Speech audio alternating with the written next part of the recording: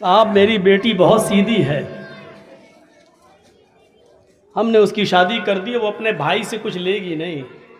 भाई से तो छोड़ो, आपकी वरासत में से बेटी का भी हक है, और आप अपने बेटे को जो देंगे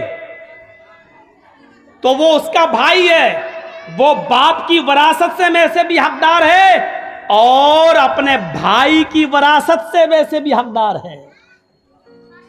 और कल अगर उसके बेटे होंगे तो वो अपने बेटों की प्रॉपर्टी और जमीन और जायदाद में से भी हकदार होगी, और अपने शौहर अपने पति की वरासत से में भी उसको हक मिलेगा।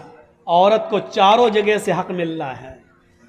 बाप भी बेटी को देगा, भाई की वरासत से में से भी हक है, बेटे की वरासत से भी हक है, और शौहर की वरासत से भी हक है। अल्लाह की कसम, जितना इज्जत एक औरत को इस्लाम ने दी है दुनिया के किसी मजहब के अंदर नहीं मिलेगी। चाहे कितना लोग चीखते रहें और चिल्लाते रहें, इस देश का प्रधानमंत्री 15 अगस्त को खुद भाषण दे रहा है दिल्ली के लाल किले से, और औरत के सम्मान और औरत की इज्जत की बात कर रहा है, लेकिन उसी के भाषण के दौरान 15 अगस्त को बिल्किस बानो के गुनहगारों को जेल से छोड़ा जा रहा है। मन यहदिहिल्लाहु फला मुज़िल्ल लहु व मन युज़लिल्हु फला हादिय लहु। व अशहदु अल्ला इलाहा इल्लल्लाहु वहदहु ला शरीका लहु व अशहदु अन्न मुहम्मदन अब्दुहु व रसूलुहु। अम्मा बाद फ़इन्न खैरल हदीस किताबुल्लाह व खैरल हदी हदी मुहम्मदिन सल्लल्लाहु अलैहि वसल्लम व शर्रल उमूरि मुहदसातुहा व कुल्लु मुहदसतिन बिदअह व कुल्लु बिदअतिन ज़लालह व कुल्लु ज़लालतिन फिन्नार।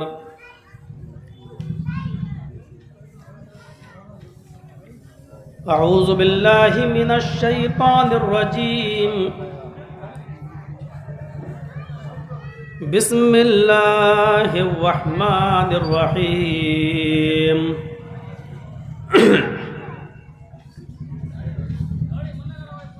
या अय्युहल्लज़ीना आमनू क़ू अनफुसकुम व अहलीकुम नारा वक़ूदुहन नासु वल हिजारा रब्बि इश्रह ली सदरी व यस्सिर ली अमरी वहलुल उक़दतम मिन लिसानी यफ़क़हू क़ौली।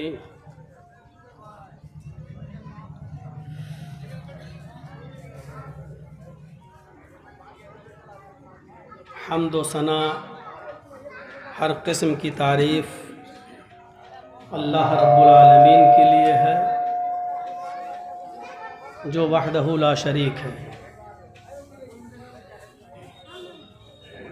और दरूद व सलाम के बेशुमार फूलों की बारिश हो तमाम पैगंबरों पर, और बिलखुसूस मुहम्मद अरबी रहमतुल लिल आलमीन जनाब मुहम्मद रसूलुल्लाह सल्लल्लाहु अलैहि वसल्लम की ज़ात गिरामी पर अल्लाहुम्मा सल्लि व सल्लिम व बारिक अलैहि।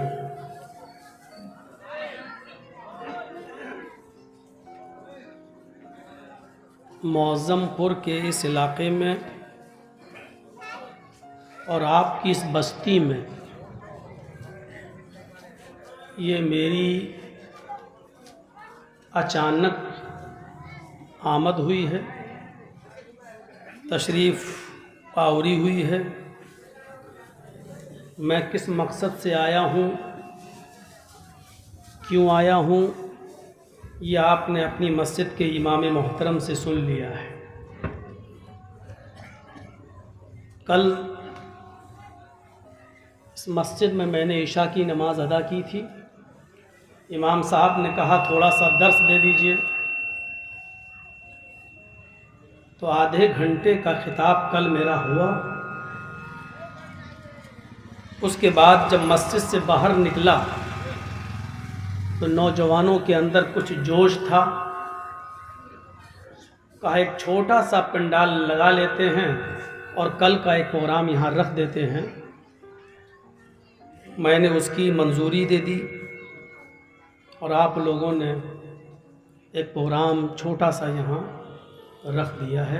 अल्लाह रब्बुल आलमीन इसे कबूल फरमाए। जो बातें कही जाएं उस पर हमें और आपको अमल करने की तौफीक अता फरमाए। बहुत छोटी सी एक आयत मैंने आपके सामने तिलावत की है। मैं समझता हूँ कि आज उसकी बहुत ज़रूरत है। अल्लाह ताला ने फरमाया, या अय्युहल्लज़ीना आमनू कू अनफुसकुम व अहलीकुम नारा। ईमानो वालो, तुम अपने आप को भी और अपने अहल व अयाल, अपने बीवी और बच्चों को भी जहन्नम की आग से बचाओ।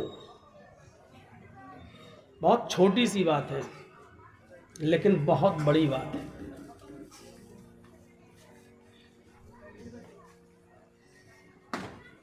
पहले क्या कहा? अपने आप को बचाओ, और फिर फरमाया कि अपने आप को बचाने के साथ साथ ऐसा ना हो कि अपनी फिक्र हो तुम्हें, अपने बाल बच्चों की, अपने बीवी और औलाद की फिक्र ना हो। ये ड्यूटी है तुम्हारी, ये जिम्मेदारी है तुम्हारी कि तुम उनको भी जहन्नम की आग से बचाओ।